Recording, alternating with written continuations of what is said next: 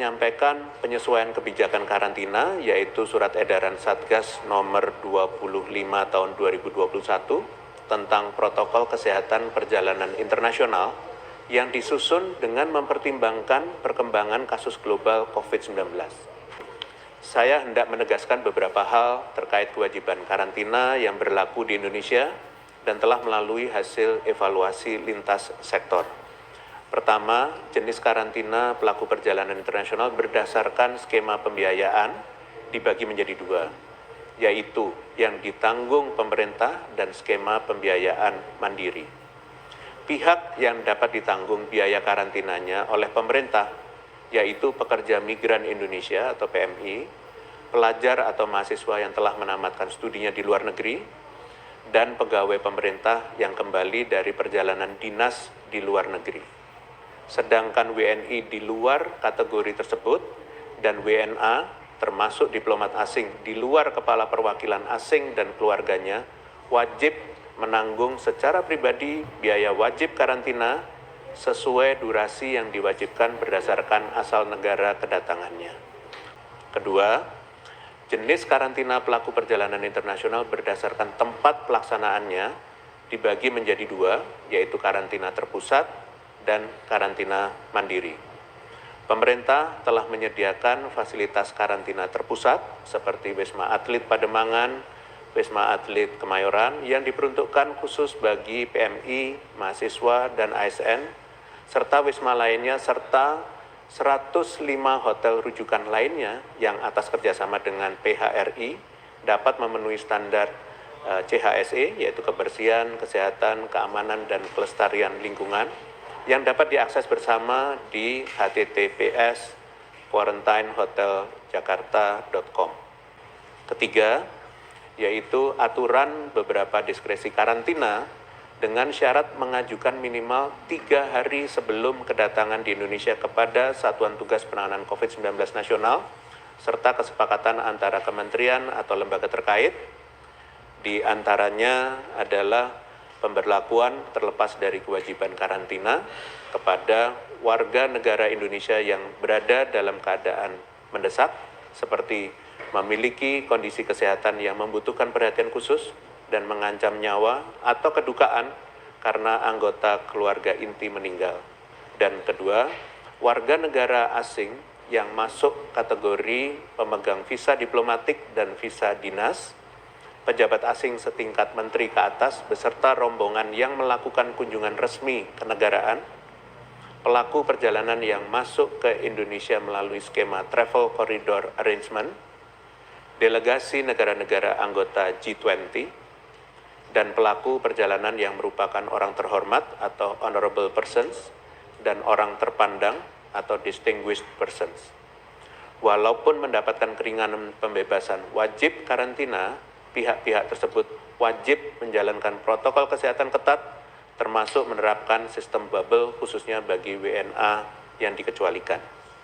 Sejalan dengan Inmendagri nomor 66 tahun 2021 terkait pencegahan dan penanggulangan COVID-19 dalam periode Nataru, maka ada beberapa hal penting yang harus dijadikan catatan, yaitu yang pertama, mempertimbangkan tradisi mudik menjelang akhir tahun, akan dilakukan pengetatan arus pelaku perjalanan masuk dari luar negeri termasuk pekerja migran Indonesia. Harap kepada masyarakat Indonesia yang berencana untuk kembali ke Indonesia pada masa liburan Nataru untuk memperhatikan aturan spesifik terkait pengetatan perjalanan ini. Yang kedua, pemerintah daerah diminta untuk melaksanakan pengetatan dan pengawasan protokol kesehatan di tempat-tempat yang berpotensi menyebabkan kerumunan, di antaranya gereja atau tempat yang difungsikan sebagai tempat ibadah Natal tahun 2021, tempat perbelanjaan, dan tempat wisata lokal. Selain itu, sesuai dengan Inmendagri, maka pagelaran perayaan yang dikaitkan dengan Nataru di pusat perbelanjaan akan dilarang kecuali pameran UMKM. Ketiga, akan dilakukan pembatasan kegiatan masyarakat dimulai pada tanggal 24 Desember 2021 hingga tanggal 2 Januari 2022 yang meliputi pelarangan penonton untuk gelaran acara seni, budaya, dan olahraga yang berpotensi menimbulkan kerumunan.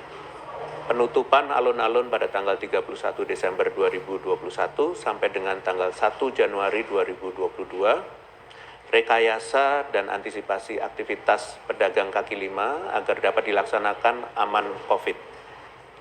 Khusus untuk pemerintah daerah tujuan wisata seperti Bali, Bandung, Bogor, Yogyakarta, Malang, Surabaya, dan Medan, diharapkan untuk melakukan pengawasan ekstra di tempat-tempat destinasi wisata di daerahnya dan melakukan penerapan pengaturan ganjil genap ke tempat wisata, membatasi jumlah wisatawan sampai dengan maksimal 75%, dan mewajibkan penerapan protokol kesehatan serta optimalisasi aplikasi Peduli Lindungi setiap saat masuk dan keluar dari tempat wisata. Kemudian keempat, untuk mendukung implementasi aturan yang telah dijabarkan di atas, maka pemerintah daerah diminta untuk mengaktifkan, mengoptimalisasi, dan mengawasi jalannya fungsi Satgas Penanganan COVID-19 di masing-masing lingkungan, baik pada tingkat provinsi, kabupaten kota, kecamatan, kelurahan, dan desa, serta RT RW. Aktivasi Satgas daerah harus dilakukan selambat-lambatnya tanggal 20 Desember 2021. Yang kelima, untuk seluruh masyarakat yang berencana melakukan perjalanan jarak jauh dengan menggunakan alat transportasi umum, harus memenuhi persyaratan yang telah ditetapkan, yaitu wajib 2 kali vaksin dan melakukan rapid test antigen 1 kali 24 jam untuk orang dewasa di atas 17 tahun, dan bagi anak kurang dari 12 tahun, wajib menunjukkan hasil PCR minimal 3 kali 24 jam. Bagi masyarakat yang belum divaksin dan tidak bisa divaksin karena alasan medis, dilarang bepergian jarak jauh. Aturan lebih lanjut, khususnya terkait jenis perjalanan rutin dan logistik, terdapat dalam aturan yang sama, yaitu Adendum Surat Edaran Satgas nomor 24 tahun 2021. Informasi terakhir yang ingin saya sampaikan adalah terkait vaksinasi anak usia 6 sampai dengan 11 tahun. Pemerintah akan memulai pelaksanaan vaksinasi anak usia 6 sampai dengan 11 tahun pada bulan Desember 2021 dengan target sasaran mencapai 26,5 juta anak di Indonesia, dan pelaksanaannya akan dimulai di DKI Jakarta atau Banten atau Depok menggunakan vaksin Sinovac.